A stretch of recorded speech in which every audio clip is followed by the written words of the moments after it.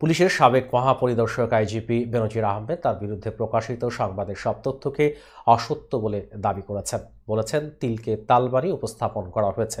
এই সংবাদের সূত্র ধরে অন্যান্য কতিপয় আউটলেট একই রকমের সংবাদ পরিবেশন করেছে।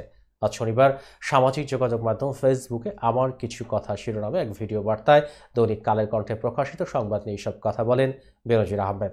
সবাইকে ঈদ উল ফিতর ও বাংলা নববর্ষের শুভেচ্ছা জানিয়ে বেনজির আহমেদ বলেন, আপনারা জানেন যে আমি প্রায় 2 বছর আগে চাকরি থেকে অবসর নিয়েছি। এই অবসরকালীন আমি নিরিবিলি জীবন কাটাচ্ছি।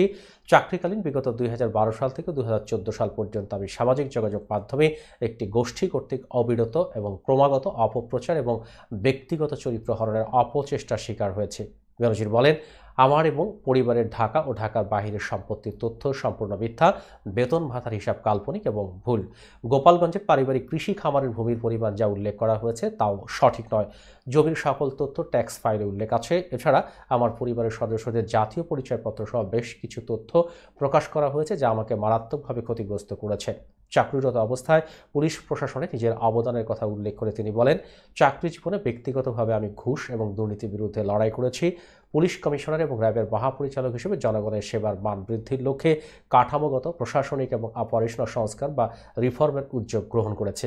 জুনিয়র পদগুলোতে পদোন্নতিতে যে দুর্নীতির অভিযোগ ছিল সেখানেও পদোন্নতির বিধিমালা ব্যাপক সংস্কার করে দুর্নীতিমুক্ত পদোন্নতির ব্যবস্থা করেছি। আমার পুরো ক্যারিয়ারে আমি পুলিশের অভ্যন্তরীণ দুর্নীতির বিরুদ্ধে লড়াই করেছি।